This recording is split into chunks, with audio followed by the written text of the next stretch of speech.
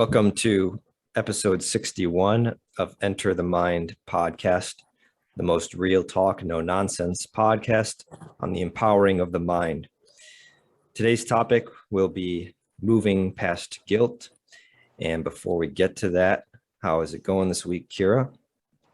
It's going a lot better than it has been. I'll tell you that. I feel a little bit more well rested. I feel super cute right now, and I've got a chai latte. So, cheers. How's it going on your end? Cheers to you. Your life is going pretty well at the moment, sounds like. Yeah, doing well. I just got back from a run, and I think I reactivated my hockey injury. So back to some healing for me. But yeah, feeling good other than that. So this is a topic of your choice, and I think you've got a bit of a backstory to it. So I'll pass it to you to kind of give us the context of what made you think about this topic.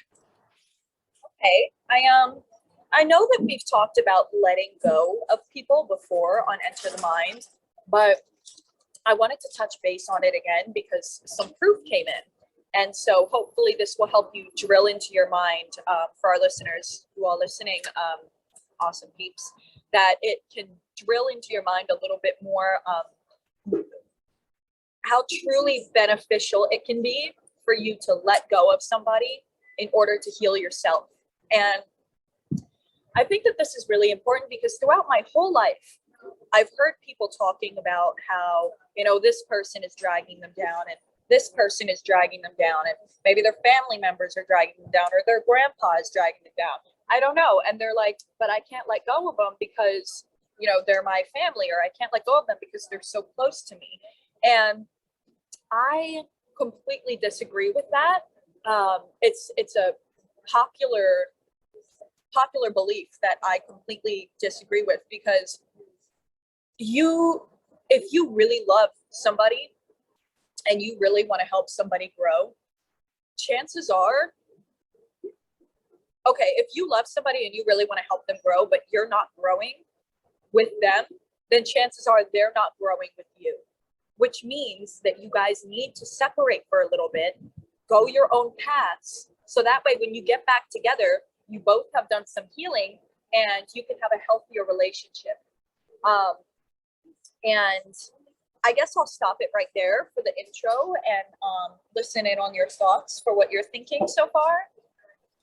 So far, I'm thinking that a little bit of space between people can give you perspective and allows you to get a maybe a more objective perspective and view. It kind of lessens the emotions. Like when you're in the middle of things, it's hard to see the big picture, especially in relationships, which can at times become tumultuous, and you're just in arguments or in power struggles or whatever dynamic is going on. And I think creating some space and then coming back seems therapeutic to me. I think that what you said about, I guess, seeing the bigger picture, I think that really stuck in my mind right there, because it's, I think that that's really true. Once you guys have had some time to, sort of separate, you have time to let go of all of that. I loved your hands because it really showed what can happen in a relationship. It's like both people are like this when they want to be like this, but if you just step away, you then can, calm down. And once you both stop like this, you start to be able to come together again. And that's when you see that bigger picture. So I really liked what you said there. And I have some lovely news to share. You heard it here first because I will be sharing it on Soul Design Future later on this week. But I haven't been talking to my mom for over a year. And if you've been listening to most of our podcasts, you would know this because I mention it quite frequently. And going through this hard situation that I've been going through in the past 10 days with my house and everything, there was one moment, and all of a sudden, God just said, call your mother. And I was like, you're right. There's nobody that I could think of that could give me sounder advice than my mom at this moment. So, I gave her a call and, she's like, who's this? I go, it's me, Mom. It's Kyra. Yeah. Haven't talked to her in over a year. And she goes, Wow. wow. That's like a movie Yeah. moment. I know. A movie. Yeah. It was a movie moment for sure. And, and she gave me the sound advice. She gave me the exact advice that I needed. And, she wound up saying that I could come and stay with her. And so I did. And I've healed. I've healed so much. I've become my own person so much that now I can actually connect with my mom and see her for who she is, and not get angry at her when she's only being a mother, which are things that I wasn't able to do before because I hadn't grown into my own self. I needed to grow and heal into my own self. And since I took that time, another reason that I left this person that I love so much is because I wanted her to grow. And I've been wanting to leave my mom since I was 18 years old, but I never actually left her and healed. So when I finally did that, we were now able to talk as regular humans from a point of open understanding, from no judgment on either part, but from open understanding. And that's something that we've never been able to do, and something that I would have never been able to accomplish, and we would have never been able to accomplish if I hadn't been so cold-hearted and left her and denied all of her calls, all of her communication. That this could not have happened unless I healed myself, and she would not be doing so good in her life right now if I had stayed in her life.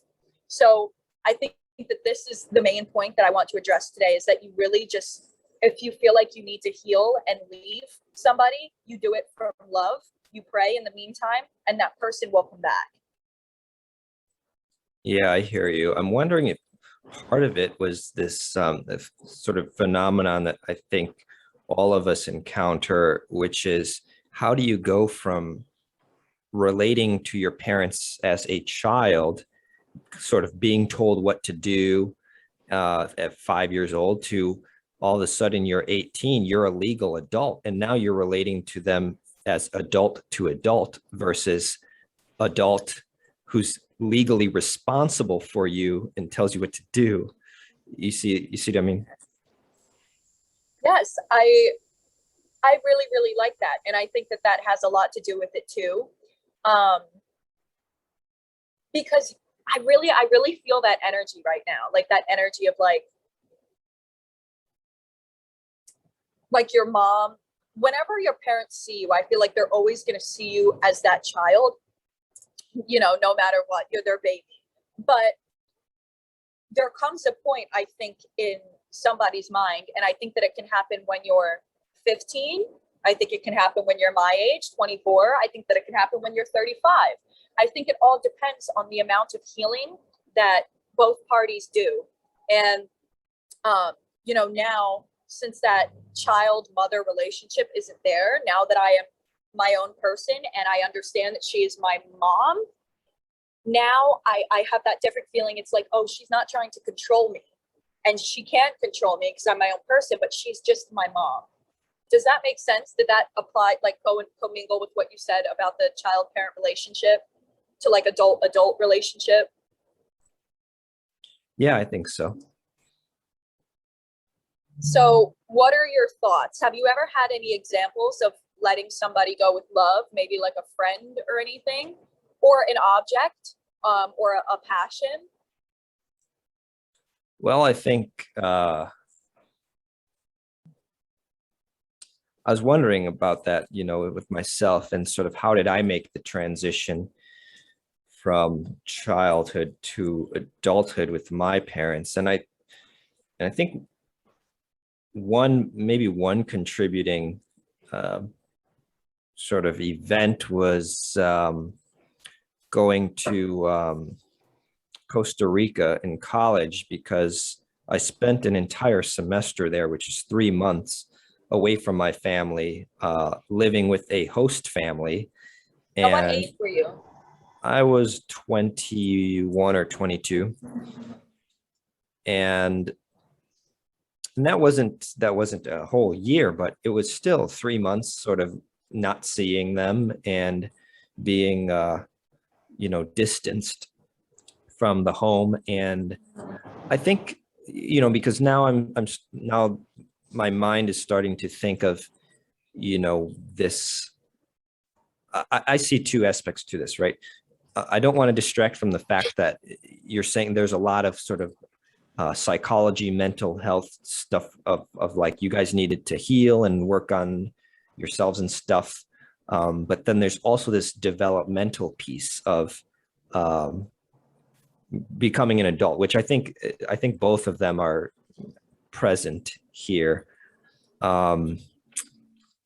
So while, yes, we do need some sort of rite of passage in our society of, going from childhood to adulthood. And I think for the majority of young people in the United States, maybe that's like going off to school, going off to college is sort of that, that that period. But I think that's a little bit of a distraction from the main core issue that we're discussing, which is really the feeling aspect, the emotional aspect of knowing when you need to heal from somebody, which that could happen at any age. That could happen when you're 45 years old, like, and you're in a marriage. Like, do you think like marriages need a break sometimes? Yeah, yeah, I definitely. Have you ever seen the movie Hall Pass? No. It's when the wives give their husbands a week hall pass, meaning like they're not married for a week. Um, so it's interesting. I like the points that you've touched on here, and I think that the first one is that I think that definitely for some kids, yes, that point of college is like, okay, I'm separating from my parents, but at the same time, I feel like some kids grasp the fact that you know they're their own person now, and then some kids still go back to their parents after college. So there's something that ticks in one's brain. I think it's in a maturity level and that peaks in a child's brain that's when they start to realize that like these are my parents and I love them, but I am not my parents and they don't control me anymore, and the advice that they give me, I can take what I need and leave what I don't, sort of thing, instead of having that same mindset where it's like, this is my parent, I am my parents' child, I will listen to my parents, I will do this and that and that, and like there comes a point when you need to understand, because we talked about this before, the part where and I think that this can happen with friends and relationships as too, because when you hang out with somebody all the time, your energies are bound to mix. And if you don't get enough alone time, you two are going to wind up, this is going to be your downfall. I've seen it happen in my own friendships where I hang out with a friend every single day and our energies start to mesh. And I get sick of her stories. She gets sick of mine. We both want alone time, but we're not giving alone time because we want to be together. And it's the downfall of it. And you need to have those boundaries between any relationship that you have.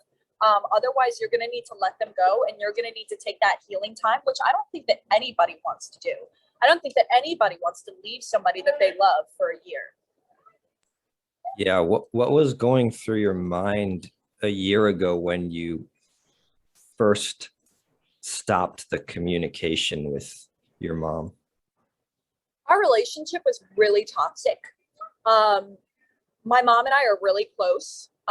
We get each other's brains for the most part.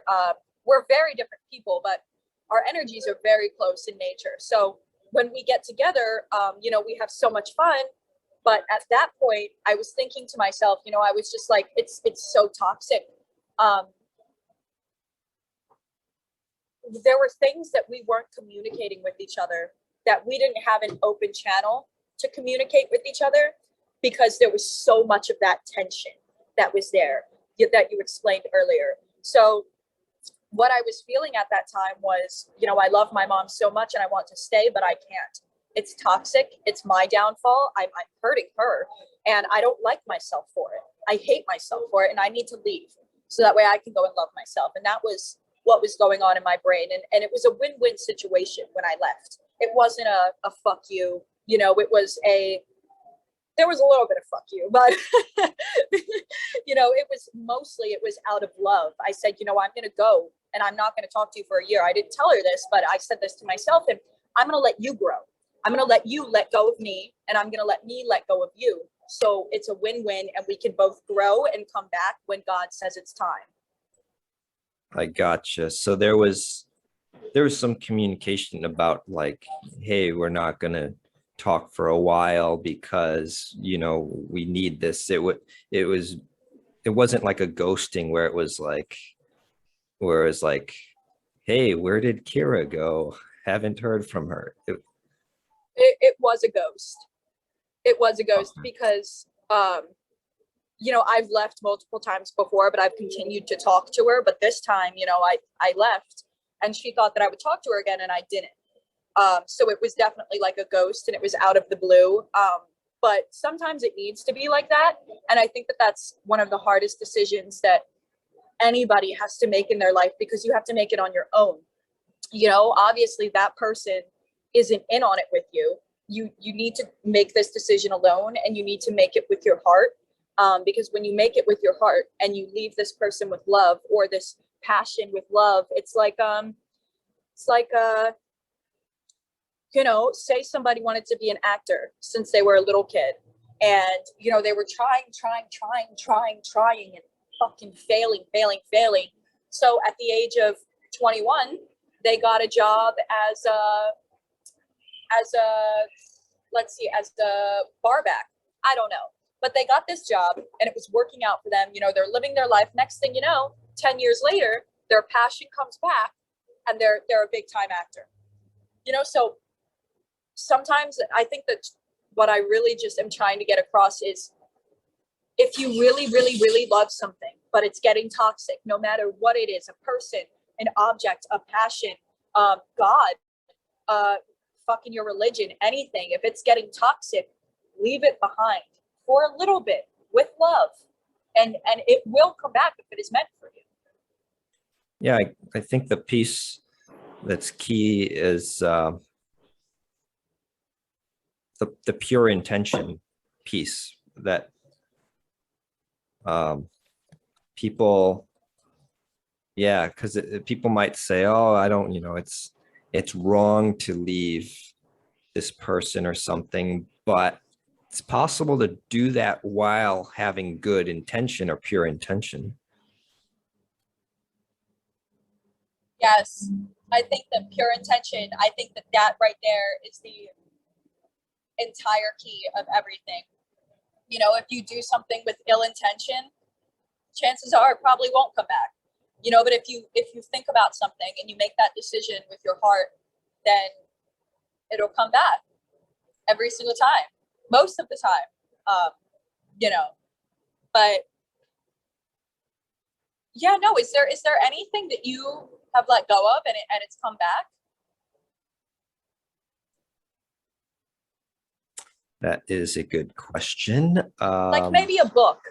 Like if you found a book like 4 years ago, you know, and you're like, oh, I want to read that, but it wasn't the right time. And then it came back 4 years later at the right time, you know, something like that. Possibly. I was going to say relationships, actually, or dating, where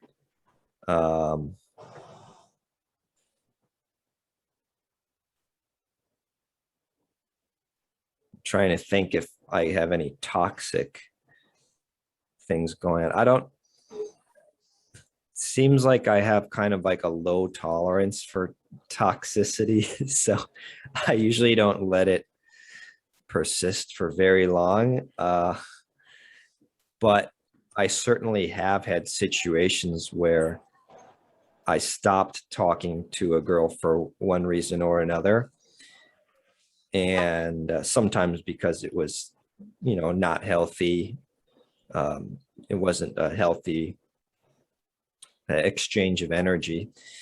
And, and then they came back, a year later or something. And yeah, and so I can see there's some benefits to it. And then kind of the distinction that it's in my mind is like sort of intentional and methodical versus sort of like desperation, doing it out of desperation, distress, like hey, because I can see people might be in either one of either categories, right? Like they might be in some sort of like, all right, I need to get out, this is really bad, something really bad's going to happen if I stay in this toxic relationship. So it's almost like a situation of desperation. And then there's probably other people in situations where it's like, it really could be better. Maybe we should take a week vacation on separate vacations or something, or maybe I should go live with a friend for a month, and that's of a different nature. But I feel like they're both underneath the same umbrella of like getting distance in your relationship. What do you think?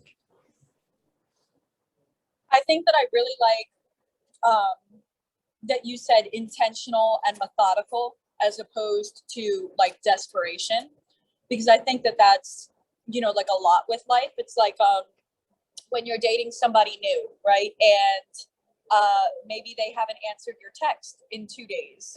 Maybe they haven't texted you in 2 days, so out of desperation or, out of insecurity, you text them and you're like, hey, what's up? And then they feel your energy, right? But if you were to text them with intentional, like a heart, you're like, like I kind of miss them, and you decide with your heart that you're going to send them a text, then chances are it's going to end up in your favor. So I think that the key lesson within today's podcast episode is to do things intentionally and methodically, as opposed to desperation and, like quick, like impatience, Right, because then it's reactive, Mm-hmm. and of course, I'm sure there's some situations where what? That's really good. Go ahead, share what's on your mind. Because you think that when it's reactive, it doesn't really stick, right? And it doesn't really work. It's like when somebody is trying to shed weight, and they're so freaking upset about their body that, they react to it and they're like, I'm eating salads for the next 30 days, but it doesn't stick because they reacted instead of intentionally forming a method. Kind of like playing chess, I guess, just kind of thinking of it in the way of like, this is a strategic move that I really, deep down, I think this will help the relationship, versus acting out of insecurity and be like, what, they insulted me again, forget that, like, that comes from a place of ego and insecurity and yeah.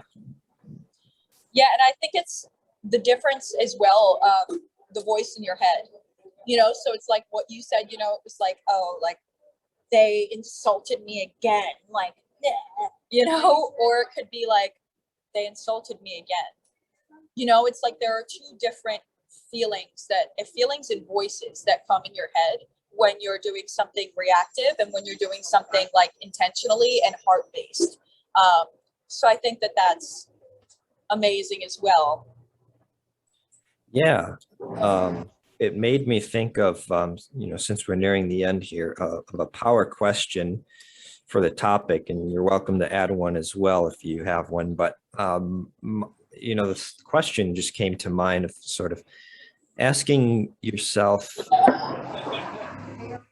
how would I still take this action I'm about to take if I were fully aligned in my energies, like all my chakras, if I was fully aligned, and if I was not reactive, if I'm not having a knee-jerk response to defend my ego, if I'm just totally emotionally calm, cool, controlled, and secure in myself, what action would I be taking right now? I think that's a powerful question. I think that that's a really powerful question. Yeah. Yeah, that's an amazing question. And I think that that's something really, really good as well. And I think that for a power question, I think that I'll rephrase it as well, so our listeners can have two different like phrases of it. So also as well, how would I handle this situation if I were completely capable of handling this situation? And how would I handle this situation if I believed myself to be completely capable of handling this situation? So I think that that's another, those are great power questions for the day. And I hope that it's going to get our listeners really thinking. Yeah. Totally. Yeah. On that note, I think that we did it for today, and we opened up a really good topic for people to discuss. If you're watching on YouTube, feel free to add your own stories, comments, lessons to the comments section below. And if you're listening on podcast, then please, if this was helpful, write a positive review, share it with your friends, etc., so that we can come back super strong next week with episode 62 and further this goal of really empowering the mind for everybody out there. That being said, thank you for watching, and we'll see you next week.